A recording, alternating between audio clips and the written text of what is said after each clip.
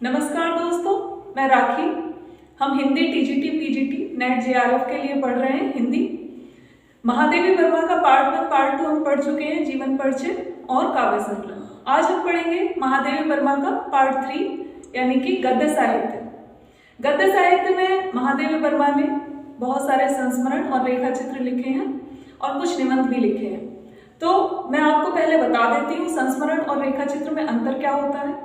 संस्मरण वह होता है जब कोई व्यक्ति किसी अन्य व्यक्ति के संपर्क में आता है और दूर हो जाता है, तो फिर उसकी यादों के सहारे जो रचनाएं लिखी जाती हैं उसे संस्मरण कहते हैं। रेखा चित्र वह होता है जब कोई व्यक्ति किसी अन्य व्यक्ति के संपर्क में आता है और उस व्यक्ति का प्रभाव उस पर पड़ता है, तो उससे प्रभावित होकर जो रचनाएं लिखी जाती हैं उसे कहते हैं रेखा चित्र। आइए अब देख लेते हैं कि इन्होंने कौन कौन से संस्मरण और कौन कौन से रेखा चित्र लिखे हैं। यहाँ देखिए हमने लिखा हुआ है संस्मरण। संस्मरण इनके अतीत के चलचित्र और रेखा स्मृति की रेखाएं हैं। रेखा चित्र में पथ के साथी और स्मृति चित्र हैं। निबंध संकलन में श्रृंखला की कड़ियां, छड़दा और साहित्यकार और आस्था। तो हम देख लेते हैं पहले कि अतीत के चलचित्र।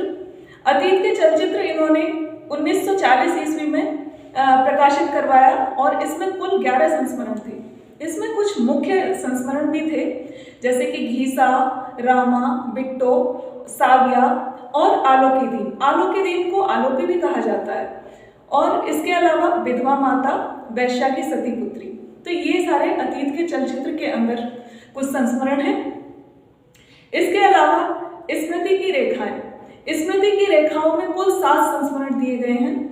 इसमें भी कुछ मुख्य हैं जो हमें पढ़ने हैं, सारे नहीं पढ़ने होते हैं, कुछ मुख्य ही याद रखने होते हैं। तो एक है भक्तिम।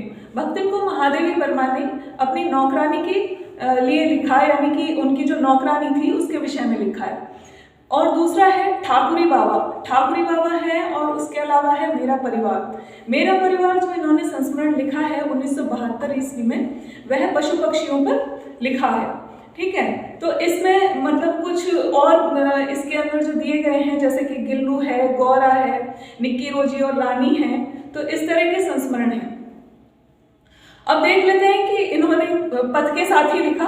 तो पथ के साथी को इन्होंने 1956 ईस्वी में प्रकाशित करवाया, जिसमें कि इन्होंने 11 साहित्यकार के बारे में लिखा है, जिसमें मुख्य हैं जैसे कि दद्दा हुआ, तो ये मैथिली शरण गुप्त के ऊपर लिखा गया है। और जैसे कि जयशंकर प्रसाद के ऊपर लिखा है, निराला भाई निराला जी के ऊपर लिखा है। और पुण्य संस्मरण लिखा है, गांधी जी के पर आधारित है। और इसके अलावा राजर्षि है, तो राजर्षि पुरुषोत्तम दास टंडन पर आधारित है। नेहरू जी के ऊपर है, नेहरू भाई करके। और बहुत सारे मतलब कि 11 संस्मरण इन्होंने लिखे हैं कुल, जो कि मैं आपको डिस्क्रिप्शन में लिस्ट भेज दूंगी, आप वहां से नोट कर सकते हैं। आइए अब देख लेते हैं इनके कुछ रेखा चित्र। रेखा चित्र में इन्होंने स्मृति चित्र को लिखा है। स्मृति चित्र 1973 ईस्वी में, यानी कि इनके जो समकालीन कवि थे उनके परिचय दिया गया है और इससे संबंधित इन्होंने 22 संस्मरण लिखे हैं। इसके अलावा निबंध संकलन में इन्होंने लिखा है श्रृंखला की कड़ियां। श्रृंखला की कड़ियां को इन्होंने 1942 ईस्वी में प्रकाशित करवाया, जिसमें कि 37 निबंध थे। कुल 37 निबंध थे। मुख्य निबंध हम देख लेते हैं, जैसे नारीत्व का अभिशाप और आधुनिक नारी, नारी और पुरुष, और जीवन का व्यवसाय, हमारी समस्याएं। ये सारे इनके कुछ मुख्य हैं, तो ये हम याद कर लेंगे और इन्हें पढ़ना भी चाहिए हमें। और इसके अलावा देखिए इन्होंने छड़दा लिखा है। छड़दा 1956 ईस्वी में प्रकाशित हुआ, जो कि इन्होंने दार्शनिक विषयों पर लिखा था। इसमें 12 निबंध हैं। अतीत के चलचित्र हम पढ़ चुके हैं। देखिए अभी हमने जैसे बताया था आपको, अतीत के चलचित्र आपको जरूर ही पढ़ना है। और अब हम देख लेते हैं कि इन्होंने जो निबंध साहित्यकार और आस्था लिखा, तो इसमेमें भी इन्होंने 1962 ईस्वी में इसको लिखा था और कुल 6 निबंध थे इसके अंदर। ठीक है, तो 1962 में लिखा, 1963 में ये प्रकाशित हुआ। अब एक रेखा चित्र है संभाषण। संभाषण में इनका एक रेखा चित्र है। इसके अलावा 1990 ईस्वी में इन्होंने अग्नि रेखा लिखा, मतलब कि 1990 में वो प्रकाशित हुआ।